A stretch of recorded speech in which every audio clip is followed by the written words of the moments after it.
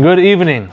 Finally, we are continuing our learning over here, Baruch Hashem. We're learning the Chatzar Yosef. We're about to start a new chapter. We're about to embark on a new journey, if you will. And this is one of the most powerful chapters, in my opinion, in this book. Chapter 14. It really segues into very important fundamental concepts about free will and choice in life. And it's a must here, in my personal opinion. But again, it's just my opinion. Let's go forward over here. Page 205, we're going to start with the Gemara as we usually do. The Gemara says the following thing. Masechet Gittin, page 57a is where it's found. Rav Manyumi bar Chilkiya, Rav Chilkiya bar Tuvia, and Rav Huna bar Chia, three rabbis, three chachamim, were once sitting together. They said, if there was someone who has heard something about this place called Kfar Sechania, Kfar means a city or a village, of Egypt, this city was in Egypt, let him relate it. So three rabbis sitting and talking about this place. And the Gemara is going to go on how each of the rabbis is going to give his own story that had to do with that place and what they know about that place. This section 1, is just going to focus on the first story about that place. Now again, just as a bigger context, this place in the Gemara is talking about all the different destructions that happened in and around the Second Temple era of not only the Second Temple in Jerusalem, but other satellite cities, Beitar, other cities around that happened within the 100 years after that, more or less. Most of them, and all of them, of course, were destroyed by the Romans because of the constant fighting that the Jews had with the Romans. The Jews were very pesky people to the Romans. They rebelled. They had guerrilla warfare. So a lot of destructions came out of that. One of these places was called Kfar Sechania, which was actually in Egypt. So one of the Chachamim opens up a story about that place, and he said the following thing. There was an incident involving an engaged man and a woman, a couple who was to be married from that city. And they were taken captive by the Goyim, by Gentiles. And then later, the Gentiles married them off to each other. Right? A lot of times, the captors, whenever they took captives, if there's a young man and a young woman, they would put them together in order for them to have children, in order to create more slaves. And more, not only that, more ransom. It increases the value of the ransom they can get for more people. So, the woman said to the man, remember, they were supposed to be engaged in real life before they were taken kidnapped. She says to him, please don't touch me. Do not touch me, as I do not have a ketubah from you. Ketubah, of course, we were just talking about in the previous class. Ketubah is, just as a background, let's look at note number 1. I give a summary of what that is so we know what we're talking about. A ketubah is a halachic marriage contract detailing the exchange of rights between the man and woman getting married.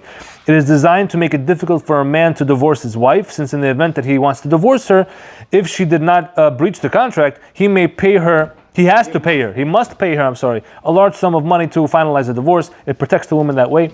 If not for this setup, a man could marry a woman and then divorce her irresponsibly for even the most minor infraction without losing anything, leaving her to fend for herself. It was quite difficult for a divorced woman to get remarried, and some ended up in the distasteful line of work to survive, if you know what I mean.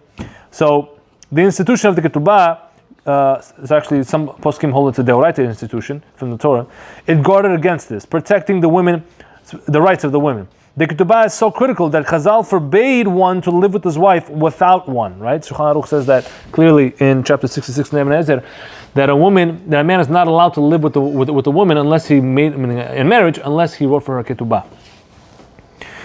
So that's what she tells him. She says, "Don't touch me," because we never had the chance to make ketubah. They were engaged. Ketubah is usually done in the final stages of marriage, and nisu'in, the final step. They already had the first step done, which is kiddushin, which means they're betrothed to each other for all intents and purposes. They are considered married in many respects in halakha, but they can't live together until they do nisu'in, which is the final stage, which involves writing the ketubah, which they never got around to because they got kidnapped. And he did not touch her. He didn't touch her, says the Gemara, until the day of his death. Nowadays, halachically, if you don't have a ketubah, you can, if you do kesef, no shtar, just be a kesef and be a. It's not a marriage. No. That ketubah is again. There's 2 stages of marriage. What you just described is the first stage, kiddushin. Biyah is a whole other thing. I don't get into it. That's like 2 in 1. I'm saying you don't need a ketubah to get married. Of course you do. Absolutely. Of course. What You're not allowed. The halakha is you're not allowed to live with a woman without a ketubah. If she's in his dalar amot, doesn't count. What do you mean? He did kesef. He didn't. You're describing kiddushin. Okay, and That's the first step. He's not allowed to. He has to. Listen to me, Ronald. Listen. He's not allowed to live with her, to have relations with her, which is the next step of marriage, until he writes a ketubah. Understand? What you're describing is the first step of marriage. No, absolutely not. Don't mix it up. The star you're referencing is the star in place of a ring, which is the first stage of marriage, kiddushin, which just says you are married to me, right?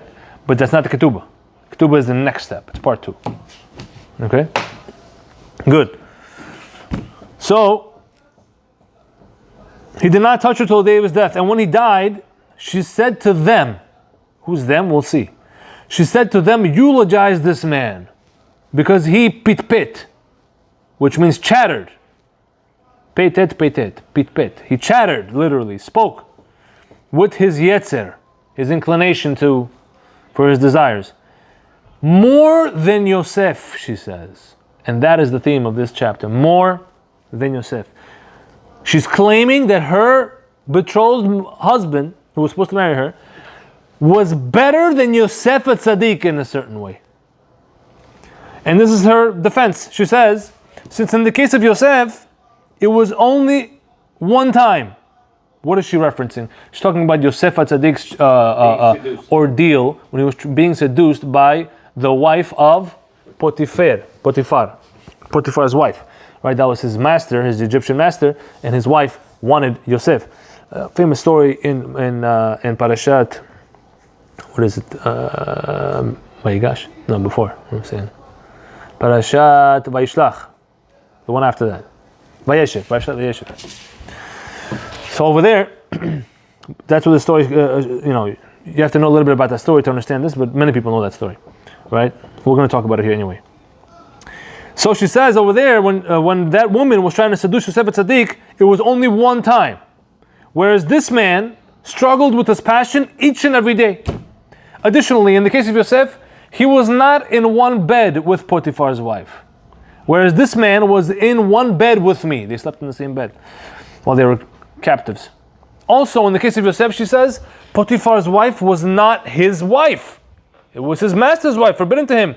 Whereas with this man, it was I, meaning she's speaking, who was technically his wife, because they did the first step of halachic marriage, like we said. Look at note number 4. We'll just give some background over here. Presumably, the couple had already completed the first part of halachic marriage, like we said, called kiddushin or irusin, 2 different terms, loosely meaning betrothal or engagement, binding them together halachically. To get out of it, they would have to get a get. A get is required. So she was technically his wife. Only they were halachically not allowed to have conjugal relations, like we said, until the first step of marriage, until the final step of marriage, which is nisu'in, was completed, and until a ketubah was drafted. It was a normal custom for there to be a delay between the two steps of the for an agreed period of time. There's 2 steps of marriage between the 2 parties in their time. Nowadays, we do everything in one shot under the chuppah, both step 1 and step 2. But in those times, they used to have a break in between, about a year, more or less, to prepare for the wedding, like we said over here. Okay. So, now let's see what Rashi says. Next page. Rashi says on this Gemara, who has heard anything? So then in the beginning, the 3 rabbis sat down and they said, who knows anything about the city? So Rashi says they were trying to figure out what were their deeds. Are they righteous or are they wicked? That was the goal of these 3 rabbis when they sat down to figure out about the city. Kfar Sechania, was it a righteous city or a wicked city? Note number 5 on the bottom. Rashi reveals an important detail in our Gemara. The goal of this discussion between the sages in our Gemara was to determine whether or not the people of Kfar Sechania were wicked or righteous. This discussion continues to the next sections of the chapter, and this detail is going to be important later. Not in this particular section, but keep it in mind for the future videos. Next Rashi, pit. This weird word pit, which means chattered. This means that Rashi says he disregarded his yetzer, his inclination to do evil, and he did not give it any importance. Instead, he overcame it. That's how Rashi defines this term pit. He chattered. The internal discussion a person has with his conscience, so to speak. Okay. Questions on the Gemara. This is actually a big sections question. big question section, and because there's a lot of problems with our Gemara, as I will try to present to you right now. And there's a lot of sources we bring that support our questions. So question number one is a simple question. Why did the captors marry off the captives together? What benefit did they receive by doing so? So we kind of alluded to the answer that they wanted to create more slaves. Fine. Next question. Why did he not give her a ketubah yet? Simple question. Third question. After the man's death, the Gemara says that the woman said to them, eulogize this man because he was so great. Who is the them that she was referring to? Who is she speaking to? That's an important question we have to know. And now for the fourth and large question over here. The woman makes an awfully bold statement. How could she fairly compare the test of her betrothed? So I use the term her betrothed because I couldn't figure out a better term to refer to this man that we're talking about. So her betrothed means the guy that she was supposed to marry that died, okay? How could she fairly compare the test of her betrothed to that of Yosef HaTzadik? How could she say that Yosef only struggled one time while her betrothed struggled every single day if the Torah testifies? There's a verse in the Torah that says, and it was as she spoke to Yosef day in and day out. That's what the Torah says, day in and day out. And he did not listen to her. Yosef still resisted. So it wasn't just one day. Furthermore, the Gemara in Masechet Sotah 36b provides more details about the incident between Yosef and Potiphar's wife that people famously know as a midrash, but that's where the actual source is. It says over there, two Chachamim were speaking, Rav and Shmuel, and they had a disagreement regarding the meaning of the verse that talks about Yosef in that predicament. The verse says, and he came into the house la'asot melachto, to do his work. It was a particular day when it was a holiday of the Goyim, and because of that, all of the people of the house went out to worship, and she stayed back. She made an excuse to stay home. She said I wasn't feeling well. She wanted to stay home to have an opportunity to be with Yosef alone. Okay? That's what it says over there. And there's a verse that says, on that day, that Yosef came into the house, la'asot melachto, to do his work. One opinion says that it simply means that he came to do his regular housework. He was the head slave of the house. Whereas the other opinion maintains that it meant he entered to the house to do his needs, his personal, physical needs, right? Insinuating that his intent was to have intercourse with Potiphar's wife on that day. He was going to succumb on that day. Where does that say that? Masechet Sotah, it's one of the opinions of the Amorim, either Rab or Shmuel says that. The Gemara doesn't say who. It says 1-1, so we don't know who either, but it's one of them. Look at note number 8.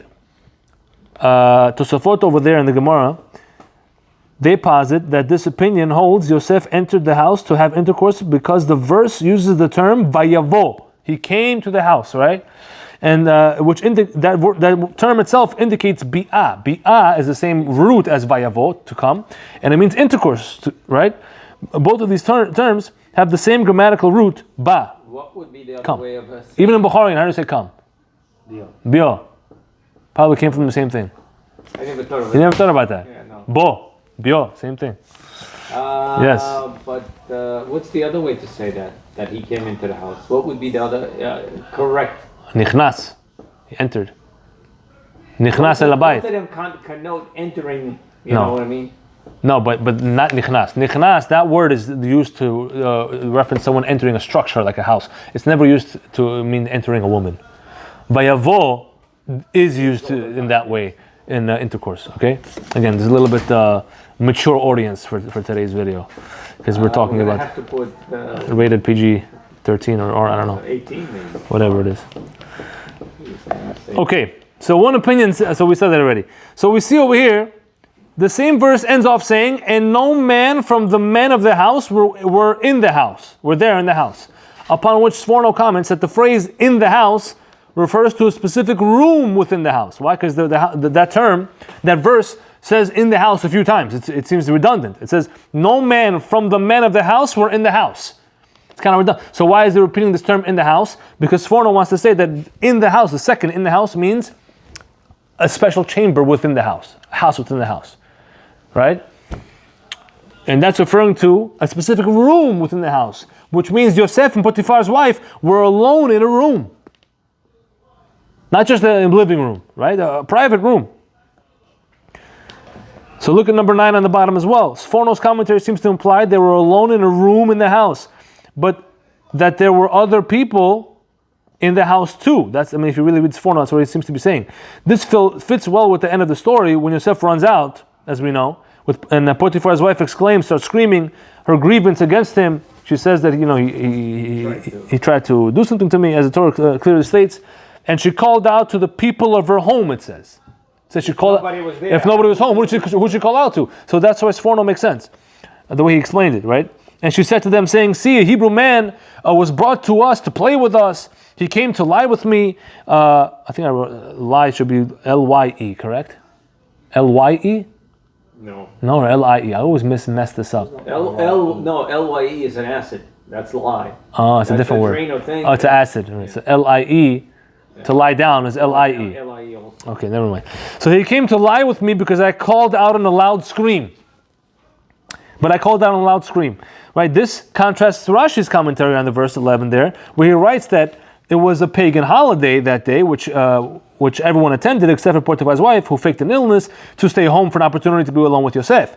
Right? So that's a problem with Rashi's commentary. Although it doesn't seem Rashi would deny that at least a small number of Potiphar's household stay back as well with his wife to tend to her, so we could defend Rashi as well, because you're never going to leave the mistress alone by herself. There's always some slaves that stay back. And perhaps those were the people that she cried out to in verse 14. Okay, so that's just trying to settle the verses. At the end of the day, they were in a private room, according to Sforno, it looks like. Since they were alone in a room, it stands to reason that they were likely in the same bed. Otherwise, were they doing the same room? If that is not enough, right? The Gemara in Masech Sotah that we referenced earlier, it tells us further that Rabbi Yochanan said in the name of Rabbi Meir, Yosef's, how do I say this cleanly? It's clean. Is it all right, Bhagavan? Look inside. Yosef's arousal returned to its original form. It subsided, right? Softened up. How did it happen? Because he thrusted his hands, says the Gemara, into the ground in order to feel the pressure on his fingernails to sort of distract him from the arousal, right? Because he didn't want to do the sin. He was almost there, as we see. And he thrust his hands into the ground, and seed came out, says the Gemara, from between his fingernails. A drop of seed, one for each finger. Look at note 11. This Gemara is fascinating and requires proper analysis in its own right. I mean, that Gemara you really have to understand what that means. We only brought it here to strengthen our question, though, that we're about to present. But just I'll tell you one thing about that Gemara. It says Yosef HaTzadik was very similar to his father Yaakov in many different ways. There's a pasuk that compares them directly. And they had a lot of similarities in their life. One of those similarities was that Yosef was supposed to have 12 sons, 12 tribes, just like Yaakov had. But he ended up only having 2, Menashe and Ephraim. Why? He got punished. He lost 10 sons because of this particular incident, where he almost failed with Potiphar, and he dropped 10 drops of seed. The Gemara says it came out through his fingernails. We see what that means. We have to look into that. But at the end of the day, he wasted those 10 seeds, and for each one of those, he lost a son that he was supposed to have. That's what it says. You say seed, you mean one drop, right? Yes. 10 drops. 10 drops. There's like thousands in each drop. Yeah, absolutely. I guess, yeah. Thousands of semen. It's probably a metaphor. Yeah. Okay, so at the end of the day, why are we bringing all these details? This clearly suggests that he had been worked up to a high state of arousal before stopping himself from committing the act last minute, which is at least tantamount to being in the same bed with her. Wouldn't you agree? At that point, it doesn't matter. Right? Thus, why does the captive woman from our Gemara claim the opposite, that Yosef was not on the same bed as Potiphar's wife? It doesn't make sense.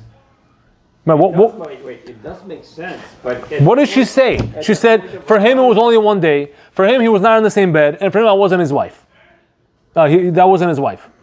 Well, So the first 2 points we said there's a problem, because first of all, the Torah says it was day in, day out. There's a famous midrash that says, by the way, we're going to bring it later, that she used to change her clothing morning and night to try to entice him every single day. But they were not in the same bed. Okay, but they were in the same room, and he dropped 10 drops of seed. That's tantamount to being in the same bed. What's the difference? Being in the same bed means right there, almost right there. This Gemara is explaining to us that he was almost right there. Same bed, sleeping in the same Sleeping in bed. the same But bed that's the- when you feel the... When you're alone in a room with a woman, it's the same thing as being in the same bed. Not the same. come on. It's not the same. It's pretty much the same. If her intentions and your Rona, get my back over if here. your intentions and her intentions are to sleep with each other, it's the same. It's exact- pretty much the same thing. But It's he right. did not have that It's just intention syntax at every that day. point. It's just He syntax. did not have that intention every day. What do you? Because But the he Torah had that- describes Right. it only once. Yes. Same thing. So that's the difference. But she said it was only one day that she was trying that she was trying to entice him. It's not true. No, not entice him. But he himself was not aroused. But he was tested. He was We think it was tested, easy but for him? not to the effect of being in the same bed. I'm sorry. It's not the same. It's not the same thing. Wow. Really? You ought to try it once. Okay, fine. Let's go. Wasn't Let's she go like, further. well, You don't have to agree with me. Super beautiful. I'm not saying obviously he picked his wife not because saying she was you- attractive to him. Correct. But then there's the average guy's wife, and then apparently Potiphar was. Yes, the Midrash says she was one of the most beautiful women ever. I agree. Potiphar's wife. If it was the same as being in the same bed, it's not the same. It's not the same as being in the same bed. I was. Same room and same bed. It's In completely a different. small, No, it's not. private room with a woman where she brought you there to do something with her. That was only Wait, once. halachically- Again, it was. halachically She it's the didn't same bring him thing. to that room all the time. Wait, halachically it's the same thing. That particular occasion when it was private, yes, that was once. I'll give that to you. When it's not private. According to it's Rashi. very much, Because they went away on a holiday. Wait, isn't halachically it's the same thing? What? It's yichud, it's seclusion. You're right. Halachically, it's seclusion. You're not allowed to be in a woman's seclusion in such a Correct, case but that was when she's only not your once. wife. Count as Seclusion once. if it was for Okay, let's go forward. Let's see. To make matters franker, the Gemara in Yoma 35b writes explicitly that she tried to seduce Yosef every day, wearing provocative outfits, different ones in the day and different ones in the night. So if there's a Gemara like that, then I would have to assume that there was some time of day, every day, where she had him to himself for at least a few minutes. Otherwise, it would be too obvious that she's trying to get dressed up for him. You understand? She is almost a queen, and she Do you understand? I'm sure there was a few minutes every day where she had him alone. And this particular day was longer than usual. That the, Not true. Not true. then how else is she wearing? The Gemara says she wore You can wear different. different things. For who? For she's. Doesn't have to say for who. Yeah, just She's whatever, like she that. feels like it. She feels like it. She's well-to-do. And what's her husband gonna say? Nothing. He thinks. He thinks it's for him. He's a yeah. Yeah. Oh, hold on. She never did this. All of a sudden, he purchased this Jewish slave, and for a year now, she's doing this every morning and night. Have you Come ever, on, wait, he wasn't a stupid Have man. you ever met a woman? Have I ever met a woman? A couple, yes. A few in my life. I've been lucky. Then you have all the answers. Then. Okay, we can agree to disagree. Let's go forward over here. So she wore different provocative outfits morning and night. She did everything to invite Yosef to lie with her. From threatening his livelihood to bribing him with huge sums of money, says the Gemara. She tried all the stops. Wait, it's different too because And he still refused. Yeah. Potiphar was inviting him. She was refusing him. So it's like We're gonna talk about that. That's a good point. Meanwhile, with regard to the captive man in our Gemara, his betrothed, his wife, the girl, specifically requested for him not to touch her. She says, "Alo, nitrogim, don't touch."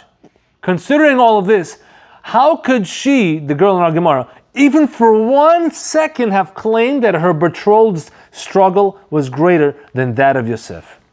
First of all, what's the point of the comparison?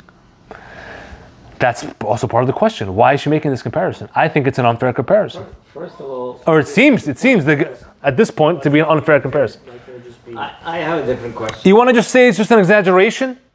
That's The too easy. Yeah. question is, it takes two to tango.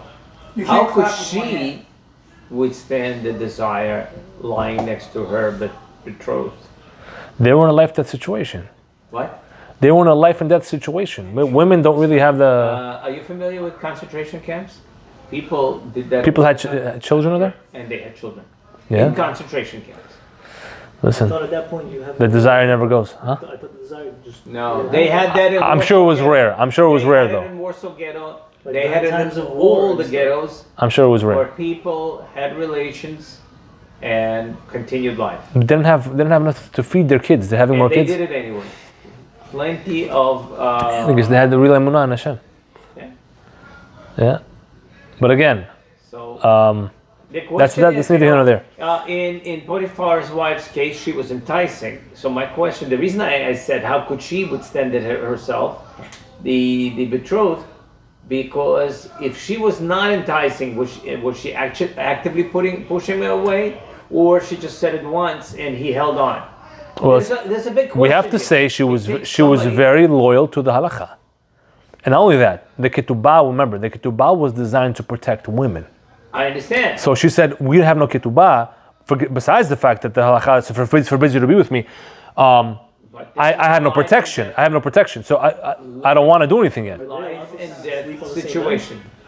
Are they allowed to sleep in the same bed? Technically no, but they made them. Yeah, because They put them in the same room. They said they wanted them to make this is where you sleep. They didn't watch them do it, I guess, but So the situation. they told them to do it, so they had to at least sleep in the same The bed. question is, nobody had modesty there. I mean, the Romans didn't have modesty. They would watch them and enforce that this would happen.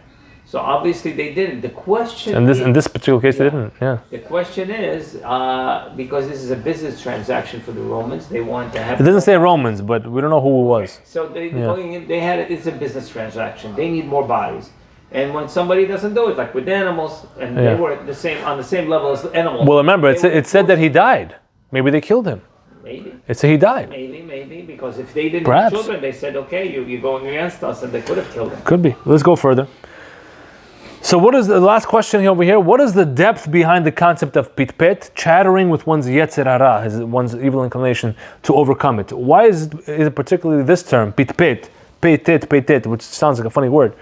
Why is this term used to describe a successful interaction with one's yetzer hara? That term has a lot in it that we're going to talk about later as well. So it's kind of late and we just got through the questions. Go on unless you have something. Why don't we just do one commentary? There's a lot of notes on the bottom though here. Let's do one commentary. Let's do the Benayahu, and then we'll do Maharsha next week. We'll go from there. The Benayahu says, the reason the captors married the captives together is because of their interest in receiving ransom money. They would not dare damage the captives, since that would reduce the amount of ransom money that they could receive for them. So they didn't want to physically hurt them. They married them together, quote unquote, so that the captives would reproduce, creating more individuals to receive more ransom money for. It seems that they were Jewish, there were other Jewish captives there with them, and at least 10 men amongst them. There were at least 10 men there, says Benayahu, taken by these captors besides just this couple. Therefore, if they really wanted to, they could have done the second step of marriage, which is the Nisu'in, because they had 10 people, with all the required blessings, which is he's talking about Sheva Barachot. For Sheva Barachot, you need 10 people, 10 men.